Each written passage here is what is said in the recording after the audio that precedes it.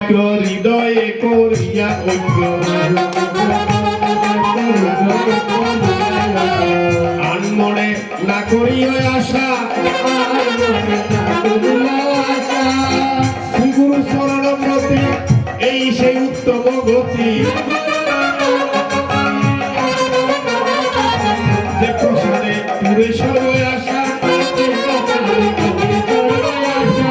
চক্ষুদান বিলনে জন্মে জন্মে প্রভু সেই চক্ষুদান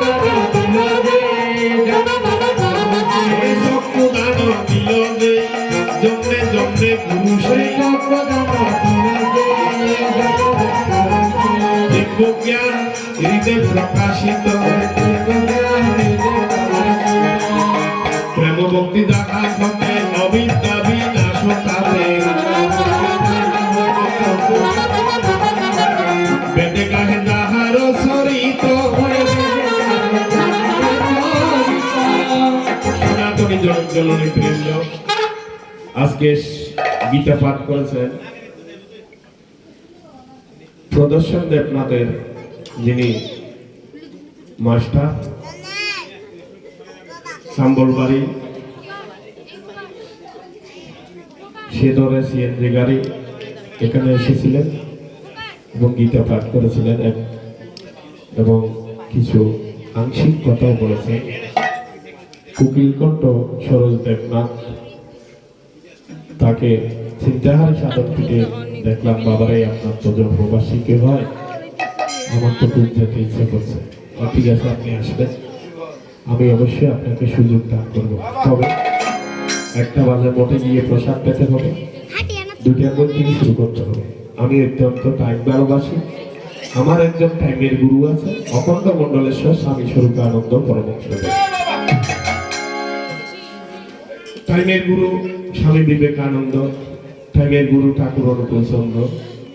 অতএব তাই টাইমকে যারা ভালোবাসে, টাইম যারা, জ্যোতিষরানন্দ বলেছিলেন, কয় বাবা যে না বুঝে সময়ের মূল্য, তার জীবন পশু তুল্য। এই কথাটা মনে রেখে সময় শীতকালীন দিনের মতো শর্ট করে চলে যায়, জীবনটাও শেষ হয়ে যায়। এখানে চক্ষুদান দিল যে জন্মে জন্মে গুরু সেই।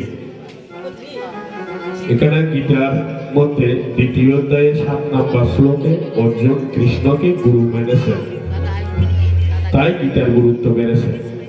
কৃষ্ণকে গুরু সম্বোধন করাতে যতটুকু সন্তুষ্ট হয়েছেন, অর্জুনের আর কোনো প্রশ্নের মধ্যে এত সন্তুষ্ট হয়নি। বসুদেব পুত্র বাসুদেব। তাই তো ভগবান শ্রীকৃষ্ণ তিনি জগৎগুরু ব্যাসেরও কথা, কৃষ্ণকে গুরু মানিলে চলে যায় জন্ম মৃত্যু ত্রিকার জ্বালার বেতা।